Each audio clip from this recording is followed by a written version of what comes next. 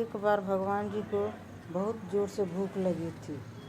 सोने के बाद उठकर आए, तब माता यशोदा ने कृष्ण को सीने से लगाया, उन्हें अपनी गोद में बिठाया और बड़े स्नेह से भगवान का मुँह देखने लगी। बहुत प्रेम स्नेह के कारण उनके स्तन से दूध बह रहा था, किंतु जब उन्होंने देखा कि आग के ऊपर रखी कड़ाही से दूध उबल कर बाहर गिर रहा है, तो वे बच्चे को दूध पिलाना छोड़कर उफनते दूध को बचाने के लिए तुरंत चली गई। कृष्ण जी की भूख शांत नहीं हुई थी। उन्होंने बहुत क्रोध होकर तथा अपने लाल लाल होठों को अपने दांतों से काटते हुए आंखों में नकली आंसू भरते हुए कृष्ण ने एक कंकड़ मारकर मटकी तोड़ दी।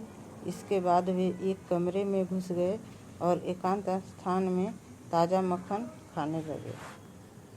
कृष्ण उस समय मसाला पीसने वाली लकड़ी की उखली को उल्टा करके उस पर बैठे हुए थे और मक्खन तथा दही जैसी दूध की बनी वस्तुएं अपनी इच्छा अनुसार बंदरों को बांट रहे थे।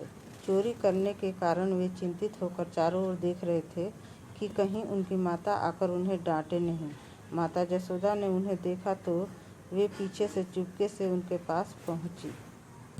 जब भगवान श्री कृष्ण ने अपनी माता को छड़ी लिए हुए देखा तो वे तेजी से उखली के ऊपर से नीचे उतर आए और इस तरह भागने लगे मानो अत्यधिक भयभीत हो, जिन्हें जोगी जन बड़ी बड़ी तपस्याएं करके ब्रह्म तेज में प्रवेश करने की इच्छा से परमात्मा के रूप में ध्यान के द्वारा पकड़ने का प्रयत्न करने पर भी उन तक नहीं पहुंच पाते।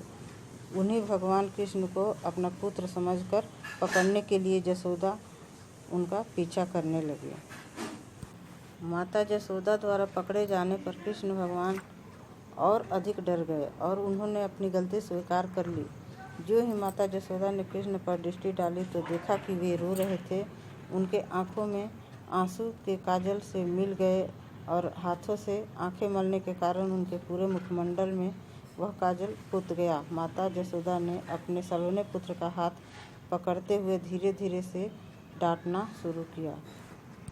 यह जाने बिना कृष्ण कौन है या कितने शक्तिमान हैं। माता यशोदा कृष्ण के अगाध प्रेम में सदैव विह्वल रहती थीं। कृष्ण के लिए मात्र स्नेह के कारण उन्हें इतना तक जानने की परवाह नहीं रहती थी कि कृष्ण कौन है।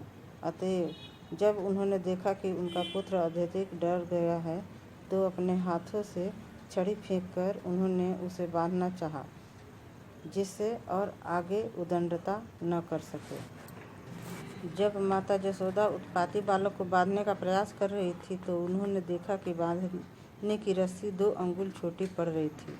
अतः उसमें जोड़ने के लिए वे दूसरी, तीसरी, चौथी, पूरे पड़ोस की, पूरे गांव की सारी रस्सियां ले आई, तभी भी 2 अंगुल छोटी पड़ जा रही थी। जब माता थक गईं तो भगवान जी से विनती करने लगी, अरे मैं थक गई। तो भगवान जी मोहग्रस्त होकर माता के रस्सी से बंध गए। इस प्रकार माता यशोदा जी से रस्सी बंधवाने नामक अध्याय समाप्त हुआ।